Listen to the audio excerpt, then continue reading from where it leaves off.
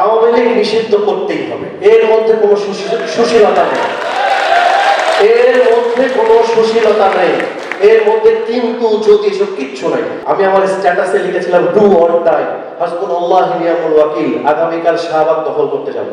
5 তারিখে শাহবাগের মোড়ে যে প্রথম যে দলটা শাহবাগ চত্বর দখল করেছিল, আমি তাদের মধ্যে একজন ছিলাম। এবং যতদিন পর্যন্ত এবং যতক্ষণ পর্যন্ত আওয়ামী লীগের বীজ এবং এর মূলকে আমরা বাংলাদেশের মাটি থেকে সমূলে উৎখাত না করতে পারবো, ততক্ষণ পর্যন্ত আমাদের এই লড়াই জারি থাকবে। যদি যেভাবে আমরা রাস্তায় খালি হাতে হাসিনার বাহিনীর বিরুদ্ধে লড়ছিলাম, আমাদের সন্তানরা যেভাবে একের পর এক শহীদ হচ্ছিল, এটাকে যদি হাসিনা ওই সময় দমন করে ফেলতো, তাহলে কি হতো? আমরা কি বেঁচে থাকতে পারতাম? আমাদের সবার অবস্থা হতো হাসিনার আয়না ঘরে। কারণ 3 তারিখের আগে আমি একটা ভিডিও মেসেজ দিয়েছিলাম সবাইকে রাস্তায় নামার জন্য, আমাকে ফাঁসি দেওয়ার জন্য, আমাকে একুজ করার জন্য, আমাকে আয়না ঘরে আমাকে দেওয়ার জন্য, আমাকে গুম করার জন্য ইনাফ ছিল। আর আমার 16 বছর ধরে আমার লেখালেখির কথা তো আমি বাদই দিলাম, ইনাফ ছিল। বিশ্বাস করেন, 4 তারিখ রাতে আমি আমার স্ট্যাটাসে লিখেছিলাম ডু অর ডাই, হাসবুনাল্লাহু ওয়া নি'মাল ওয়াকিল। আগামীকাল শাহবাগ দখল করতে যাব।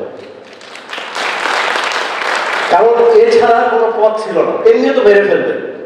এবং আমার ধারণা ওই সময় আমরা যারা এই লড়াইয়ের সাথে খুব ওতপ্রোতভাবে জড়িত ছিলাম, সবাই এরকম চিন্তাই করেছিলাম, আমরা সবাই ডু অর ডাই, যা হয় হবে।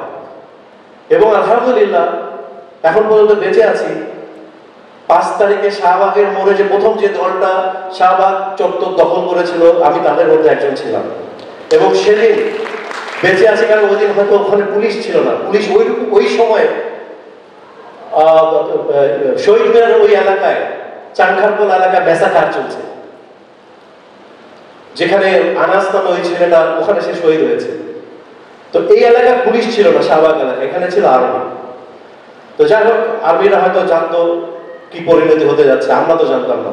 কিন্তু আমরা আমাদের জীবনকে হাতে নিয়ে সেদিন ওখানে নেমেছিলাম।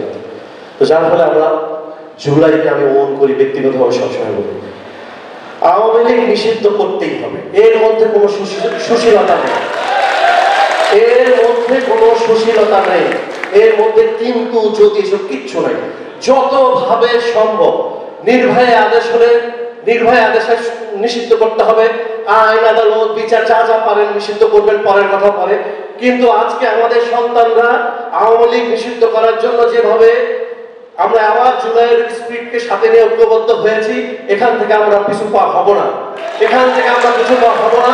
আমরা এতক্ষণ ওখানে বসে বসে যে এই ম্যাসাকারের ছবি দেখলাম, আমি আসলে মানে তখন ভাবছিলাম যে এরপরে আমি এসে কথা বলবো কিভাবে, যা কিছু দেখলাম এরপরে কথা বলবো কিভাবে।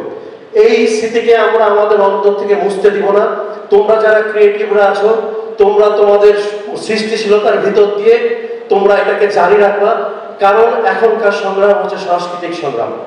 আমাদের সকল বাঙালি জাতীয়তাবাদ দিয়ে, সকল সেকুলারিজমের নামে যে ইন্ডিয়ান কালচারাল হেজিমনি আমাদের উপর চাপিয়ে দেওয়ার যে প্রচেষ্টা করা হয়েছিল, এবং যেটার মূল সোল এজেন্ট ছিল আওয়ামী লীগ, তাদেরকে এই বাংলার মাটি থেকে আমরা উৎখাত করবই করবো ইনশাআল্লাহ।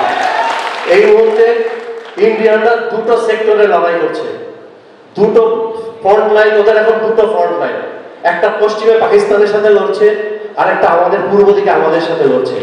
আমরা কিন্তু ইন্ডিয়ার সাথে লড়ছি, আমাদের জুলাই শেষ হয়নি। যতদিন পর্যন্ত এবং যতক্ষণ পর্যন্ত আওয়ামী লীগের বীজ এবং এর মূলকে আমরা বাংলাদেশের মাটি থেকে সমূলে উৎখাত না করতে পারবো, ততক্ষণ পর্যন্ত আমাদের এই লড়াই জারি থাকবে। Thank you so much Salekin, তুমি একটা ঐতিহাসিক দায়িত্ব পালন করেছো। তোমার জন্য ভালোবাসা। এবং তোমরা যারা নজরুল নিয়ে এই কাজটা করবা, তোমরা আমার সাথে আমার ইনস্টিটিউটে দেখা করবা, ইনশাআল্লাহ আমি আমার সর্বোচ্চ সহযোগিতা করবো এটাকে সুন্দরভাবে তৈরি করার জন্য। Thank you so much.